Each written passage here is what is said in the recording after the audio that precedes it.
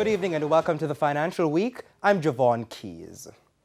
NCB Financial Group recorded a reduction in profit for the 9 months which ended June 30, 2021. The group's Deputy Chief Executive Officer, Dennis Cohen, shared the company's latest financial results at the company's investor briefing on Friday morning. The group reported net profits of $13.9 billion for the 9-month period, with $9.9 billion attributable to our shareholders, representing a 33% or $4.9 billion decline from the prior year.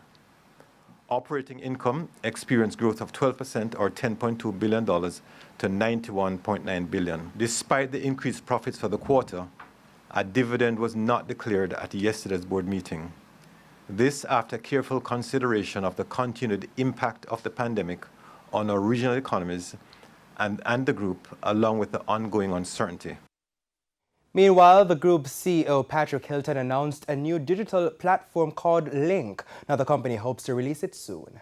Payment app solution similar to Venmo and Cash App that customers will be able to use to send and receive money, to make payments at merchants and other stores. Leveraging electronic KYC and biometrics, customers can sign up for their wallets in minutes. The idea is if you have a phone, you can link. Vernon James, formerly of NCB Insurance, is the CEO of this venture.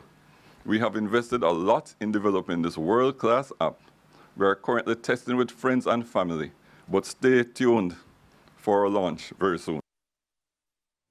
Now on to some currency news. Banks and cambios are selling the US dollar for an average $154.59. The Canadian dollar is trading for $126.30. It's costing $216.19 for the pound and $187.71 for the euro. The JSE index advanced by 3,248 points, while the junior market index advanced by 14 points. Among the winners were Productive Business Solutions, PBS, 9.75% CR shares, Medical Disposables and Supplies, 1834 Investments, AMG Packaging and Paper Company, and Caribbean Flavors and Fragrances, while on the losing side were Epley's 8.25% shares, Siboney Group, Blue Power Group, MPC Caribbean Clean Energy, and JMMB Group 6% US dollar shares. And that's it for the Financial Week. I'm Javon Keys. News from overseas right after this break.